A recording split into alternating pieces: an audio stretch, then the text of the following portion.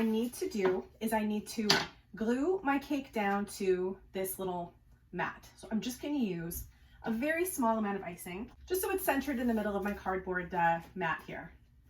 Because this cake is going for a ride a little bit later today and I don't want it moving. And just stick the first layer down and make sure it's centered. I'm just going to do a nice layer of icing in the center here. Next, I'm actually going to take some sprinkles and I'm going to do a little layer of sprinkles on top of this.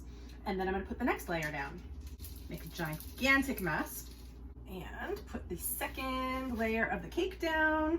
I always like to try and sort of like size it up and just make sure that it looks fairly even. And I'm going to put my second layer of icing on here. Another layer of sprinkles. I'll have a little sweeping up to do later. Oh, that looks so pretty.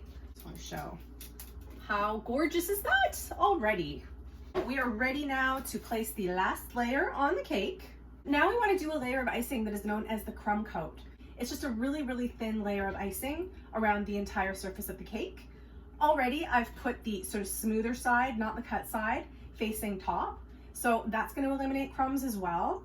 Grab some icing, and then it's just a very, very thin coat. Also what this does is it fills in the little cracks where the cakes fit together. It's almost a little bit like caulking in a bathtub. This is a form of construction after all, isn't it? Constructing a cake. Theo, what's going on? So my crumb coat layer is done. I'm now ready to start doing the fun part. This is just the basic work. The decorating is the fun part, so let's get busy. All right, so I've mixed up my first color, and it's this beautiful Kelly green. I'm just doing a little sort of piping layer around the bottom here. So the idea is when you're doing a cake like this, you want lots and lots of color. So I'm probably going to mix up about 6 colors, one at a time as I go, just to make sure I have enough icing.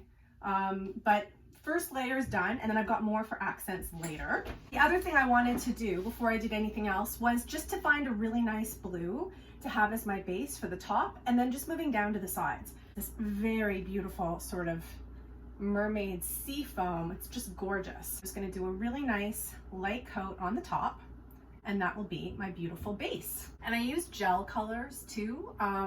They're so much better than liquid food coloring because they don't thin the icing down at all. You can have the consistency you want and not have to sort of fuss with it too much.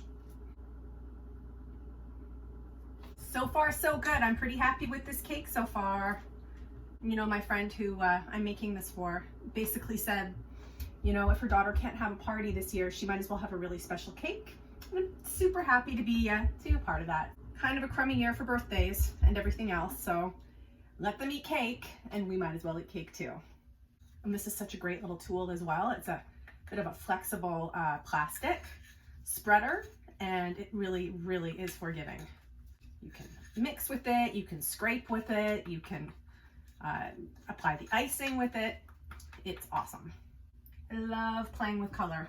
My favorite thing in art school was color theory, and it still just makes me happy.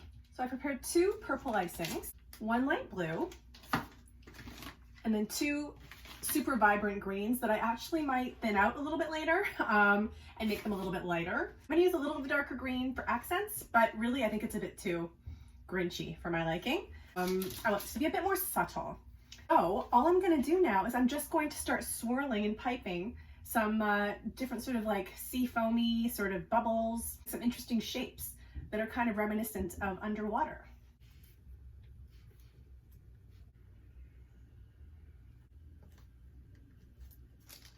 I'm just going to place a few of these little shells at the very bottom here. So I'm just going to randomly place a few here and there while this icing is still nice and wet. I'm going to put a little bit of these beauties right in the center, patting them down just a little bit. And with a cake like this, you can just do whatever you want. You can make it super random. I also have things like these guys. They're sort of like larger little chocolate, I'm not really sure what they are. I think they're chocolate balls, but I'm gonna place one of those, do a gold one here, in each of these little blobs that I just put in there. Really need to find some better language for this. And the little rosettes, how about that? Now I'm going to do a little piping around the edge of the cake here.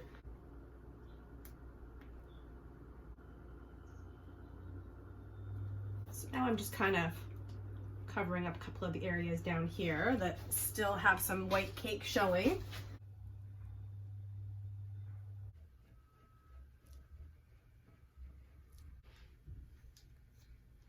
Put a few little silver sprinkles on this green icing that I just piped on there. Now I'm just going to do some super simple details with just white icing for bubbles.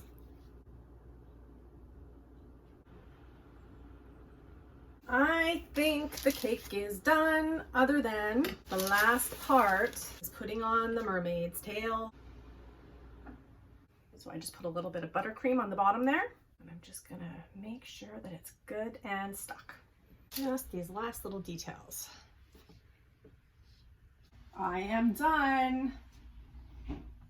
I have to say, I think she turned up pretty cute. You know, I'm still learning the fine nuances of buttercream. I believe my buttercream was a little bit too soft. So it still looks great. It's gonna taste great. It's just finding that balance. And even when you're an experienced baker, it is hard to find that balance sometimes of something that seems simple and is actually a tiny bit tricky. If you want to watch me do other fun experiments like this, where I take on epic cake challenges for myself, go over to bakewithmetv.com. I'll have the buttercream recipe there and the cake recipe there. And if you like what I'm doing here, why not follow me on my YouTube channel? Thanks everyone, and happy baking.